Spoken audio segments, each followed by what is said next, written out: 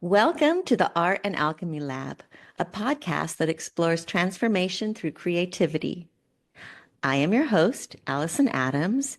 I will be speaking with modern alchemists, artists, healers, and visionaries who have learned to transmute lead into personal growth and spiritual gold.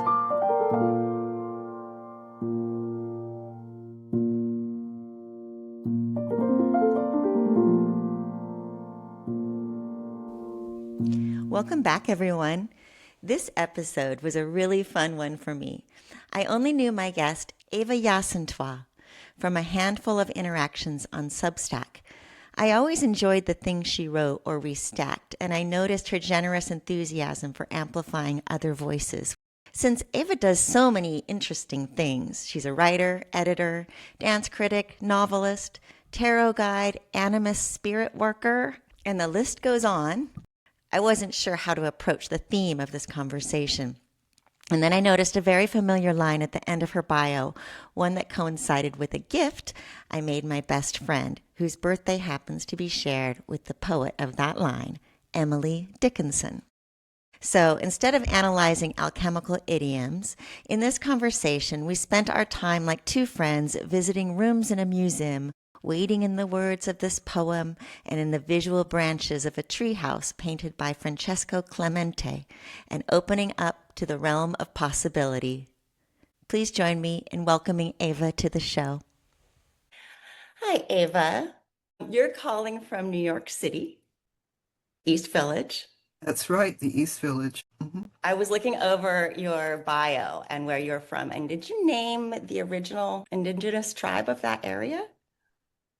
Yes, this area is the unceded territory of the Lenape people, and it's known as Lenape-Hoking. Great. Yeah, I saw that on there. And whenever I see somebody putting the name, whether it's in a Zoom call and people are asking the area they're from, whenever I see someone put the indigenous name or an earlier tribe of that area, I feel more inspired to look up what's happening where I am. And I Yes. have, I care a lot about that in my area. hmm I lived in New York hmm City and I never, ever thought about that at that time. I think that's an awareness that we have developed in recent years. And what's important about it is really just to acknowledge that not only did this land belong to people before our time who had a different notion about what caring for the land was, but that those people are in many cases still here. We still have indigenous people in our region. They are active as artists. They are active in public life in many ways. They are still with us, amongst us, creating not only our present, but also our future. I think in many ways, if we are attentive to some of the values that they still carry, we would do better, as the inhabitants of this territory and of this planet in general. Mhm. Well, I'm thankful that you consider that and teach that because I think that's how we learn it by other people doing it. We create curiosity in each other. And yeah, I appreciate that. So I met you on Substack. I don't even know what exactly it was, but I was so drawn to you. I started following you, subscribing to you.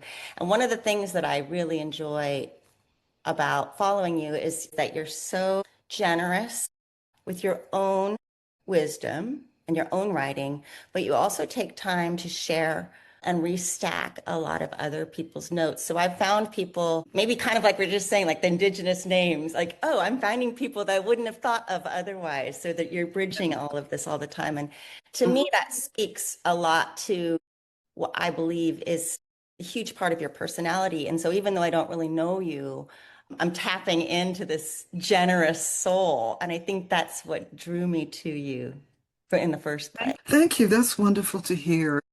Some years ago, I started thinking about the values that I absorbed from my family. Mhm. And I remember many of the parties that they would give for people's birthdays, for certain holidays like Christmas and New Year's and Easter and so forth, and how it was, a matter of friends and family coming together, large groups of people, all sorts of food and drink. And that was a form of welcome and a form of generosity that I think just went into me. You know, I'm not a person with a tremendous amount of money, but what I can offer is recognition and appreciation and assistance in helping other people to connect with things that may be of value to them, useful for them. If I enjoy something, I really love people to connect with it and possibly get something from it as well. And I think that's the way that it comes out in me. And in some ways, it's something I can't help. People talk a lot about how to do Substack in a way that is productive and even lucrative and whatnot. But I think that it's really very important for people just to say, hey, you know, it takes no time. After you've read something, if you have benefited from it, give it a like, you know, restack it so other people can also benefit from it. This is how we lift every boat, you know, this is how we lift one another and we become a community. And sometimes that's slow growing, but I'm finding that you know, I have folks who are acknowledging me and my work and folks who I really treasure their presence and what they offer, what they contribute there. And I want to share that out so that other people are aware of it as well, because there's some remarkable people doing, you know, also generous work on Substack. Yeah, and it also goes back to the creator and the original share to say, hey, I see you. I want to see more of that, maybe. You know, you have a voice that I appreciate. I recently got massive testing for autism and ADHD. It was like a 10-hour thing. I was like a bit of a guinea pig, I think. The guy that was working with me spent a lot of time observing me and the way I responded. And what came out wasn't exactly a diagnosis on this, but he felt that my strongest issue was a need for affirmation that Uh-huh. overrode my nervous system sometimes when I was doing testing. What I got out of it was it wasn't about getting praise. It wasn't even being told that I was doing it right. It was recognizing that I was here at all, like Yes. that I was seen, you know, Mm-hmm. and that was a really big thing for me to take on because I like to think of myself as a confident person and to recognize how this has probably caused my ADHD in some ways, where I can't relax because I don't know where I'm going to get my affirmation from, maybe nowhere. So I have to do a whole lot of things at once. Totally understand and recognize that sense of, well, am I here at all? It's You know, if so I'm not weird. getting a response from people, do I matter? Does what I offer matter? I can remember some years ago really struggling with that. And I've gotten a lot of affirmation in my life over time, and I think I'm past that. But I do see that there's this, and also I have to say, I care about this. This goes back to another part of what I've done in my life. I care about that for other people as well. You know, I spent over 40 years as an arts journalist and critic in the dance field, a field that is filled with remarkably intelligent and accomplished artists, and yet it does not get the recognition that some other arts get because it's not as lucrative. And so a lot of the reason I got into that particular aspect of that field is that I wanted to share what I thought was valuable to me, what I enjoyed, what nourished me, what excited me, because I felt that other people would also understand that. But what the field is up against is a society that does not really show that kind of interest, that level of interest, or that understanding of that art form to the extent that it's not music, it's not popular music, certainly, it's not film, you know, it's not those things that make a lot of money for people, whether they are the producers or the directors or the stars. Dance is not like that. So I gave several decades of my life and my intelligence attempting to demonstrate what it was that was valuable about this art form that fewer people care about. And so on some level, I guess I'm always, you know, concerned about people being seen and appreciated and recognized and getting their flowers and getting the respect and being acknowledged for more than just being entertaining, being acknowledged for a higher value. Yeah. Well, thank Goddess for people like you. I validate that in you. Thank you. It's so Yeah. important. Yeah. Well, another art form, this could be our segue into the card, another art form that does not get enough affirmation and validation and recognition is poetry. Oh, yes. And I've had my turn with that as well. Well, good, because the poets are the ones that create the future and remember the past, I think. So Mhm. I guess in the present, people don't put the money in it, but it has Yeah. value on either side. Yeah.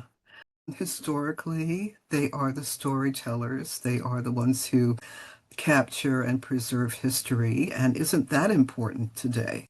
Mhm. Because we have a lot of history that is being whitewashed and being buried or being co-opted or upturned in one way or another. So yes, I think if we go back to the griots in African cultures and troubadours in European cultures and many other ways in which, indigenous folks carrying their history through stories.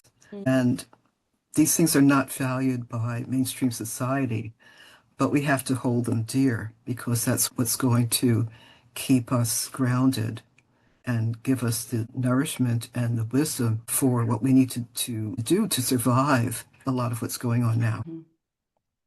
Well, the reason I chose this card for you that we're about to talk about is because I think it was even on your tagline or something on Substack or maybe on your Yes. email. I dwell in possibility. It ends the bio on Substack. In that poem, I dwell in possibility. Why don't you go ahead and just read the poem first? Okay, I'd love to. Okay, this is Emily Dickinson's I Dwell in Possibility. I dwell in possibility, a fairer house than prose, more numerous of windows, superior for doors, of chambers as the cedars, impregnable of eye, and for an everlasting roof, the gambrels of the sky, of visitors the fairest, for occupation this, the spreading wide my narrow hands to gather paradise. And she ends that with a big dash, which means it's not ended. I love that little detail that there's no ending there because it's all open. Yeah, yeah. So Everything is very, possible. very eager to talk with you about your use of I Dwell in Possibility in your painting and, some other things that are associated with that. Well, I will pull this up for us to look at and we can describe this. For those listening, we'll show the pictures in the notes. But this is just a little small painting. I actually made it for my best friend whose birthday is the same as Emily Dickinson. It's December 10th, Sagittarius, which I really love knowing because Emily Dickinson, as far as we understand, was quite a recluse, but Yes. Sagittarius. In those kind of archetypes, that's generally the one that goes far and hits its mark. And yet her universe seemed, it was like her internal universe was big enough. Yes. Why don't you describe what you see in this painting? In terms of what you just said, the internal universe being big enough, I think that that is something that a lot of people have said about Emily Dickinson. And I also feel like that's very true of introverts because, it's like the world is not shut off. It's like there is this bigger, expansive sense of what the world is. But Hmm. people don't necessarily see that because they're expecting, more from you. But Mhm. in reality, there's a big sense of the world and one's place in it. Okay, so I dwell in. You have there against a black background. Now you can tell me whether these are branches or are they lightning strikes. I think I meant to make lightning strikes, but they look a Okay, little rough. they do look like both. Against this black background, you have the words I dwell in. Underneath the central image is the word possibility. It's like a banner underneath that. And then in something that looks almost like a glass dome, you have in the center a shape that suggests both a mushroom and a UFO. And above that, the dome of the UFO is a classical rainbow shape.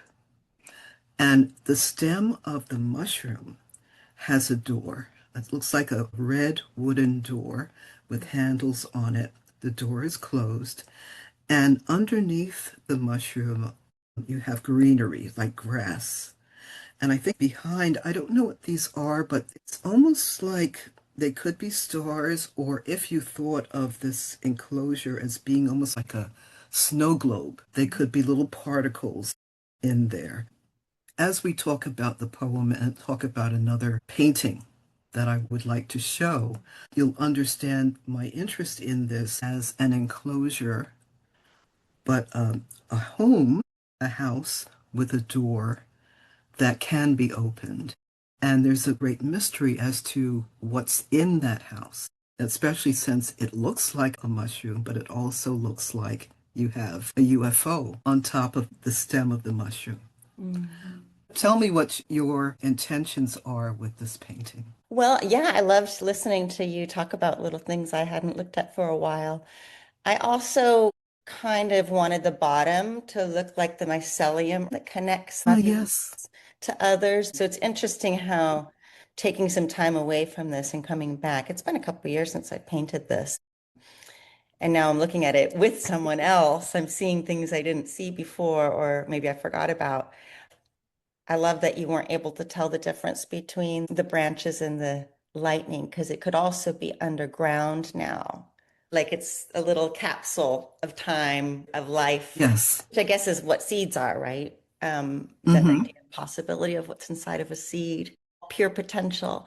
But I also love how, as we're talking more about these symbols and maybe the field of spirit that connects all things, there's a feeling of, even though this is a closed off kind of capsule, it's vulnerable. I can see into it. I can see that the light is happening, and it gives me, yeah, if I saw this in the dark, I'd be really happy to see it. We'd have a lot of hope. Yeah, yeah. Well, see there, it's as Emily said, I dwell in possibility. Mhm. So we don't know what's inside there, but she is open to possibility. And your painting invites that same sense of curiosity and possibility. Okay, so of course it begins with I dwell in possibility, as we saw with your painting. A fairer house than prose. So here is a poet saying, I have some wiggle room here that I don't have if I were just writing prose. And so just immediately she's telling us, I'm using my elbow room here to do what I need to do. Here's an opportunity for me.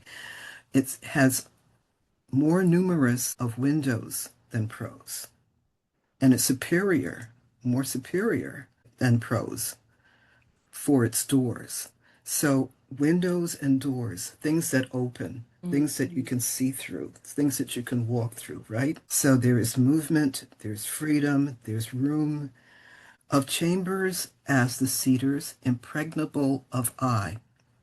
Now, the impregnable part is interesting because there is a sense of, I want this to be a space that is safe. She essentially says in the third and final verse, a visitor is the fairest. And I think what she's basically saying is, you can come in, but you have to be ready. You have to be the right person to come in. And by the right person, I think she's saying, you have to be as adventurous as I am, basically, and appreciate the fact that there's all this room and there's all this space and you can move around in it, but you can't be closed-minded. You can't have an agenda that closes things down. And so forever an impregnable eye and for an everlasting roof, the gambrels of the sky. So when you think of a roof over something, you think of something that is holding the space and it containing the space, almost like with that container in your painting. However, she's saying that the sky is the roof. So if the sky is the roof, we don't even know where the sky ends. It's like, what is the expression? The sky's the limit. She's basically saying the same thing. It's wide open. What she's saying is, I am wide open here. My poetry is wide open, but you have to be the right kind of person to appreciate that. And then if you are, you can come in and you can enjoy that. You know, a visitor is the fairest for occupation this, the spreading wide my narrow hands to gather paradise. And that reminds me of some of the movements from Qigong that are very much about, lifting your hands to the heavens and accepting the energy that comes through your hands. Mm-hmm. It's like she's opening up space that then receives energy, but is a place where one can go. One can go out further than the limitations that we are trained to believe are the natural fate of a person. So what's interesting to me is that with your painting and with the next painting that we will be showing is the concept of the imagination and of creativity as being like houses. So imagination is a house, creativity is a house, and a house in the way that Emily Dickinson was thinking of it as being wide open, it may perhaps even infinite, but only really accessible to those who are able to open themselves in that way and not narrow down, not close themselves down. And what's interesting to me about that is for the way that we're living now in the States, in our society, how things are moving now, is that we are finding a lot of forces that are shutting down. It's like when a body is dying and the systems, the various systems shut down, the various organs shut down. We have so many things that at least there's an attempt to shut them down. And I think one of the roles of the artist is to keep our minds open, to keep creativity, to keep thought, to keep spirituality available so that we don't shut down, at least not all of us. But the trending, the effort is to shut down as many things as possible, including the way that we think, the freedom of thought, not only freedom of speech, but freedom of thought, freedom of language, even words you can't use anymore, things that you can't say. And I'm not talking about things that are truly harmful. I'm talking about things that express things like justice and freedom and dignity, and empathy. Even the fact that empathy is literally a word that has been denigrated lately. We are going through a period of time where the trend is to shut down, to keep a grip on things and to shut them down. And an artist like yourself, an artist like Emily Dickinson, it's very much about opening, opening. Keep it open, keep it fluid, keep it generative that way. And so we see the significance and the importance of artistry and imagination and creativity at this time. Really a good time to look at the next painting. Yeah, I'll do it right there. Let me pull this up. Yeah, this is a painting by an Italian-born artist, Francesco Clemente. It's My Treehouse. And I saw this at a gallery, the Vito Schnabel Gallery, I guess about a month or two ago. And it was the one painting that really stayed with me. Sometime after that, you and I connected, and it was amazing. You enjoyed also this idea of the treehouse. What's interesting about this painting for me is that if you look at it carefully, you realize that the person in the treehouse is at home. They're already there. And they've probably made it, I don't know if it was originally that way. I'm just imagining into this image now, made it impossible for anyone else to get in there. Because unless you shimmy your way up that tree, you're not going to get to the ladder. And even when you get to the ladder, the walkway from the ladder to the door of the house is on a slant. And it looks kind of rickety anyway, but it's on a slant. It's like impossible to get in there. So what Clemente has done is basically create a refuge, a place of safety, given what may or may not be going on in the rest of the environment. And I think a lot of us can kind of relate to that, given what we're seeing today. There's also very interesting detail in the banner, which is a white flag, and we think of the white flag of surrender. That's been mentioned before in some writing about this painting. I don't think it's surrender so much as it's an acknowledgement that something is over. It's not so much that he's surrendering, but he's just saying, I've had enough, you know, enough of this. So I'm just putting this white flag out here. Just look at it and go on about your business. You can't come in. This is my treehouse. I'm all the way up here. And that is a place where the imagination can find safety. And sometimes that's the truth of the time as well. And sometimes you just have to set up that boundary and protect yourself and protect the things that you value. So it's a different approach to the house building than what Emily Dickinson showed us because it's not open to the sky. But it is a place that is perhaps open to the imagination, just as your painting also stimulates imagination because the curiosity says, what's going on in there? Beautiful and very intriguing house of the mushroom and the UFO and the rainbow. What dreams might I hold when I enter there? What magic may happen when I enter there? It's all very intriguing. So for Clemente, he's up there with his magic. We might not be able to join him, but it is maybe his way of saying, you can have a treehouse too if you need it. Mm. That might be a solution for you as well. Build your own treehouse. Here's mine. Yeah. You can't come in though. Right, but I'm giving you an example of what you can do. Yeah, yeah, absolutely. These very pretty branches of the tree that have these bunches of leaves. And the leaves, I keep looking at them and saying they're heart-shaped.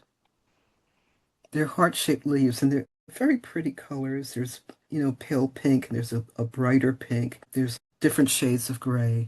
And it's a very pretty combination of colors. But they're all heart-shaped. And I think that there's something there about emotions, about feeling, about the heart that is saying, look, this is my heart space. And it's important for me to be here. This is what matters to my heart. I'm going to show you that much. And I won't show you the rest, but I will show you that this is my heart space. Yeah. When I look at this, I love listening to you talk about it, and it's coming alive as I'm looking at it. What I see is a house that might not have started as a tree house because the tree is growing through it, but the tree over time has become this strong thing that actually lifts the house. You can't even reach it, like you're saying, creating the stairs and the ropes and things, and eventually you can't even reach it unless you're already up there. But because the hearts are on the leaves, I don't get a feeling of corruption, I guess. I see the uplift from what could potentially be corrupted because it's a very healthy tree, despite it going up through a house. And I see that as the poets or the artists or the social justice warriors. I've been thinking about idealism as a place that I live. That's my possibility, I guess, that I dwell in. And I've been thinking about my ancestors and asking them, how could I live forward with all this crushing my idealism? And I heard this answer this week was, you're the first generation that gets to have idealism Wow. from our Oh, from our line. yeah. Okay. And I'm talking about, a puritanical line. I'm not talking about people who have had to overcome, but not in the same ways that maybe your lineage has. So I don't Yes. know, I look at the idealism of people in the civil rights movement, and I take great education from them. And I want to be like that. But I'm also recognizing that maybe in my family, I'm the first, maybe even the only one ever. I don't know. I'm hoping my kids will carry it on. It doesn't even have to do with the reality of it. It has to do with the answer that I got. When I Yeah. see this, I see myself in that house that doesn't quite touch the ground, but is still held by the support of all of that, of everything I care about. Even if I have to Mhm. pretend it's real, it's still real Yeah. to me and it's flourishing. That So, is wonderful. Yes. so Yeah. And I think maybe just being somewhat familiar now with your art, I know that the energy of color is very important to you, quite obviously. And I think there's something about Clemente's use of color there that is a complication in mhm. that it's cheerful. It's also realistic. Funny, you talk about idealism, and I think what got folks through, maybe also in your lineage, I don't know, was not just idealism. There was also pragmatism. There was also, badassery. There was also Yeah. all sorts of things that A lot of helped our survival we have. ancestors survive and do what they needed to do. And we have that. That lives within us if we Mhm. reach in and access it. So I Mhm. think what's going on with those leaves on the branches is complicated because it looks spring-like. I get the sense of spring. Maybe it's the rosiness and the pink and all like that. But there's also the grays and the darker leaves. I want to feel Mhm. like it's cheerful, but it's not entirely so. And nothing is ever simple. Yeah.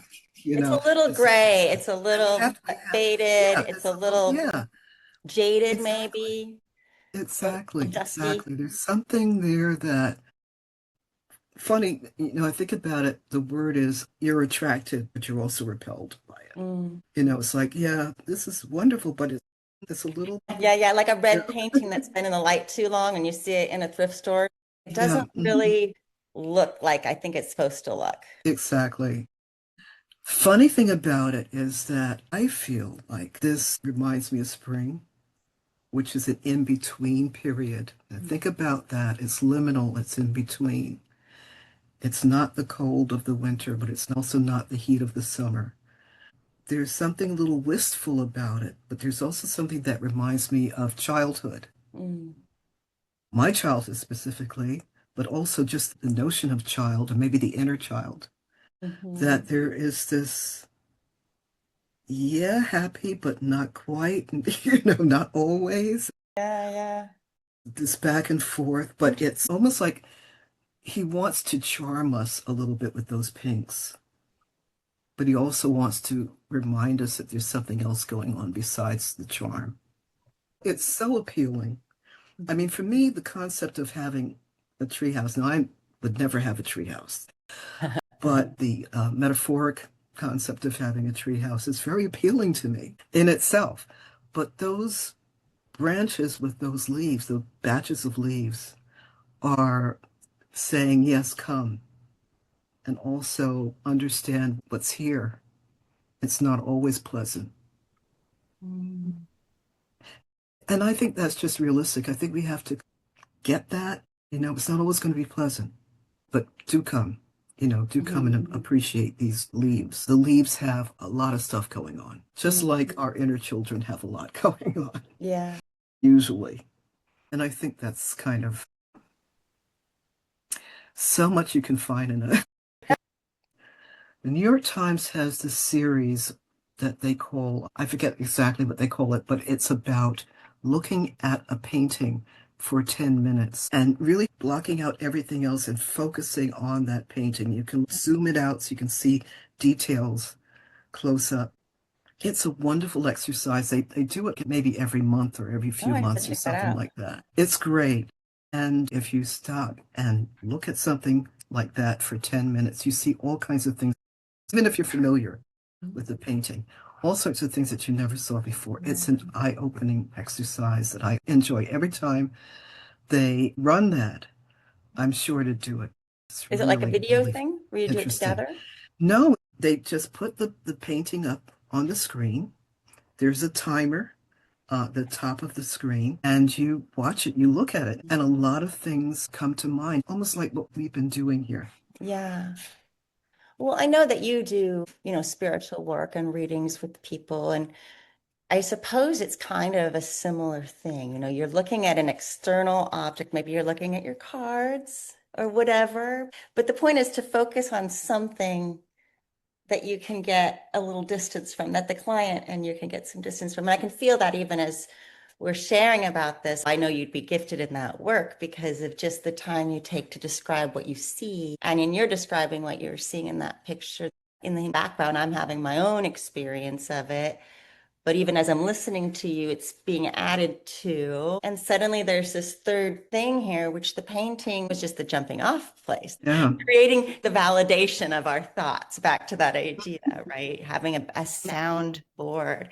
And I mean, I could talk about paintings all day or film or dance or any of it, but we don't. We're too busy. We're scrolling all the time, and even on Substack where we met, there's so many great long form articles that I don't always get to read, even though I subscribe. But like this morning, I spent some time and I was just like, gosh, this feels so good just to sit on the couch and read this person's thoughts without any distractions. And I was so nurtured. We have this available all the time. I mean, you could do that with a plant and look at a plant for 10 minutes and see things you've never seen before. And yet we just don't have the time of day or the attention span. Well, true. Well, I think that with the tarot cards, most people start off learning by memorizing a list of correspondences for each of the images, right? And you have that in the back of your head and you do your readings and everything is sort of geared around those keywords. But after a while, if you are open to it, you begin to see other things in those images that remind you of things that you know or things that you thought about, or they spark your imagination and they just, you know, I dwell in possibility. It opens up a wider view of what's possible in terms of the meanings that you can offer to the person you're reading for, or if you're reading for yourself. And it's the same thing with dreams. It's the same thing with, as I said, I was a dance writer, a dance critic and journalist for many years. And a lot of the work that I did, it wasn't all of the work that I did, but a lot of it was with um, what we call downtown performance, downtown dance, downtown performance. So a lot of avant-garde stuff, a lot of things that are contemporary as opposed to, say, ballet or a traditional form of dance. So when you enter those spaces, it's like entering a house, it's entering somebody's environment, their space that they created, and finding out what the lay of the land is. Where are things in this space? What does this mean? How is this used? How do I feel? What are they talking about? All of these things are explorations for the adventurous. And there's a way to enter that is not adventurous, that is very rigid, that is very demanding, that is very much caught up in rules about how things should be done, that comes from a different aesthetic. And then there is the way that a lot of performance artists and dance artists would like us to come in, and that is as guests who are interested in learning about what this environment offers, not being told what it offers, but actually exploring for themselves and discovering what it offers. And for some reason, I was the kind of person who came in with that point of view. And I think that those things dovetail the way that I approach reading the imagery of the cards or any imagery, and the way I approached reading these works of art, these moving works of art in dance. That's very similar. And I find as the years go by, I rely less and less on all of the stuff that we learn from the very beginning. I consider those things that go into a toolkit that you can always draw from if you need it. But there's so many things that you learn as you go along from your own experience, as opposed to what other people designed. You learn meanings that are personal to you.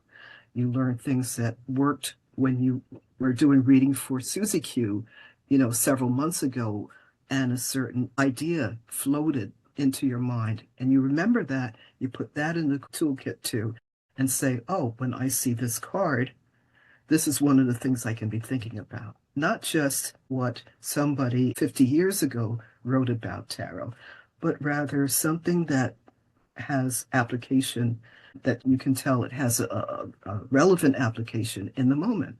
And after a while, you don't even need cards, because images come to you.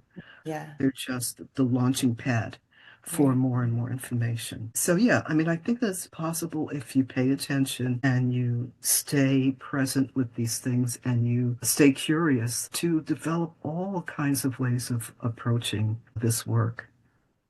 I like to think that we're all part of the family. We're part of the times. We're part of this, and we're all hopefully moving forward, even while we're being pulled back. But if we can remember that we're going forward and we're part of this intelligence somehow, and we can tap into that language and start to see the synchronicities around us and find that comes through our wisdom and our connections with other people, it does make me feel kind of like back to the treehouse. That's me in the treehouse where I'm lifted by these greater symbols that keep perpetuating around me. Is that the word? Like more leaves, more branches, getting higher and higher up because of this connection to, these magical, I would say soulful symbols in our planet. And Yeah, it kind of yeah. brings me back to that concept, my personal concept of animism, which is a word that we usually use it when we're talking about other cultures that maybe are more earth-based cultures or, maybe not such theological based cultures as the Mhm. Western religions. But I feel like sometimes when you're raised in those ways, you feel like you're not allowed to tap in to all of this stuff. And then you realize you were doing it your whole life anyway. And the only way Yes. you can stay sane is to call it what it is. As I get older and make peace with that, and then talk to people like you and think about even Emily Dickinson and all of these cultures with animism as a piece of their story. Thank goodness. And then I've got to this point where I'm like, oh, I'm part of this story. I'm part of this evolution that's pushing this house up off the ground somehow. Yeah, yeah, So are yeah. you?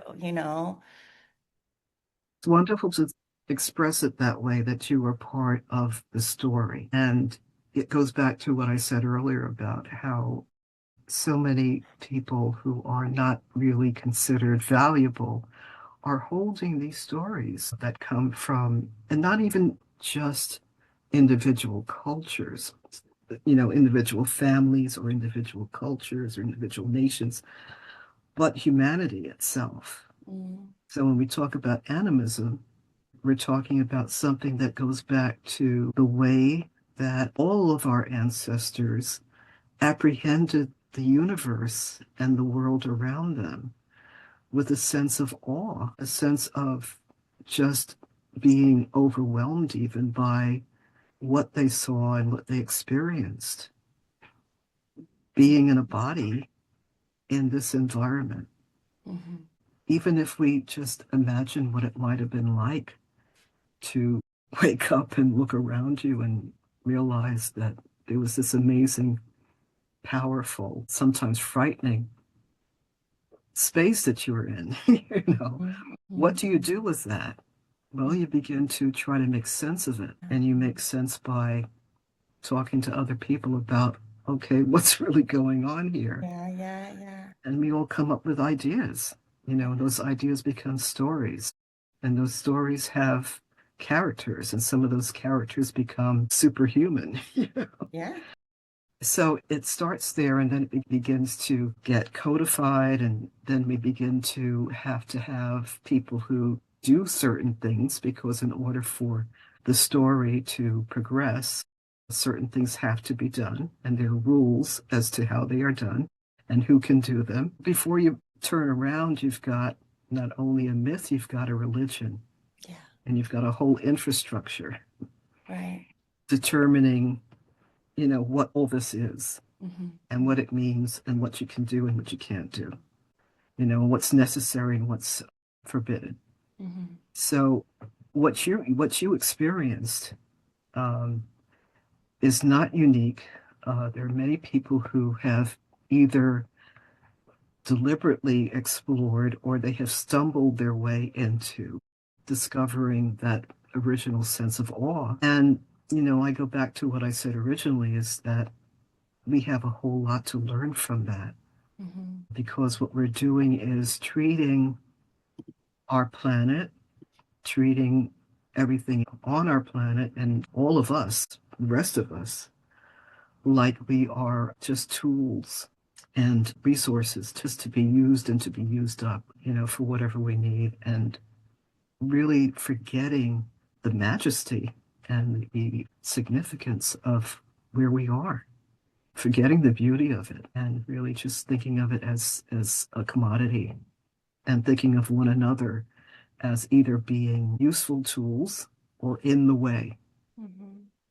or collateral damage. So some of these really, really, really, really, really old ways of approaching the universe and the earth, people might think of them as being impractical. But when we look around at what is considered to be practical, it's doing a lot of damage. And there are values that we can get from things, even if you say, that was not a scientific way of understanding what's happening out here. It may not be a scientific way, but it somehow incorporates a relational value system that we have lost. Mm-hmm. And if you ask amongst any of the indigenous people, they will talk about that, the fact that we are not in relation, we're not in good relation with our planet or with one another. And that's where all of these problems are coming from. They emerge from that breach of what was the original relationship, Mm-hmm. which is often preserved in indigenous cultures, in their stories, in their rituals, in their sense of what democracy is. A lot of what we talk about in democracy has had its origin in indigenous cultures. Mm-hmm. It wasn't just something thought up by white European men when they came to this hemisphere. It was something that was already flourishing and that they learned from. We're still learning our lessons the hard way, Mm-hmm. but the lessons are there to be learned, and the resources are there if we can do the types of things that Emily Dickinson suggested, and that is to kind of open the mind, receive what is really available if you open your mind and don't shut down, which is what we're being encouraged to do. Being pummeled by things that are trying to get people to turn away from one another, to turn on one another, and to shut down as much as possible, because it's basically coming from people who are very shut down themselves. Mm-hmm. I mean, one thing leads to the other. Right. And there are a lot of things we can't have without imagination or without creativity. These things are connected. Again, we are in a society that tries to separate things, keep everything in neat little boxes. Yeah. This is over here, that's over there. But the reality is that these things are intertwined. So good. So good. So expansive. All right. Well, I want to get people over to your Substack. Can you just say a couple more things, like what your offerings are? Okay, well, from my writing, I do tarot. My tarot is now complicated by my interest in many other things that inform that work. I like to say that I work now, and I'm very dedicated this year in particular, to awakening people's realization of the spiritual aspect of who they are. Mm. So I call it the spirit self. And I think a lot of people who have looked into things like Reiki and other energy healing systems and the chakra system, for instance, or the aura around the body. Many other things are really tuning into the spirit self. But I make that my focus now, and that's going to be something that will come up in the work that I do one-on-one with people. I also have a group that meets once per month on a Saturday in the afternoon, 1 to 3 p.m. Eastern Time. And we work with a lot of these ideas and practices. It's a lovely group of people who are respectful of one another, and they share many things very openly with one another around these practices. That's something that people can get involved with as well. It's free. I accept donations for it, but it's free, and just an amazing community has developed over the past few years. On Substack, I started off writing about tarot, but now it's pretty much anything that comes to mind that has a spiritual base to it. And if you're interested in finding out anything about that, my work in general, the link is myname.substack.com. So Eva Yaa Asantewaa, all one word, .substack.com. Such a beautiful name. Thank you. Well, I am so pleased I got to spend time with you, and my mind is expanded. My heart is open. I feel the possibility. Just thank you for helping me build my web today. That is a wonderful way of saying it. I love spiders, and I love the notion of the web connecting people and connecting all sorts of energy and entities and ideas. Good stuff goes out over those strands of the web. Yeah. As well as coming in. Mm. Yeah. Thank you for reaching out to me, and this has been a real pleasure talking with you today. To me too, Eva. Thank you so much. Thanks for tuning in to today's episode of Art and Alchemy Lab. If you enjoyed what you heard, please take a moment to hit that subscribe button so you never miss an episode. Your likes, shares, and reviews help this podcast to reach more people, and it means the world to have your support. Until next week, stay curious, everyone.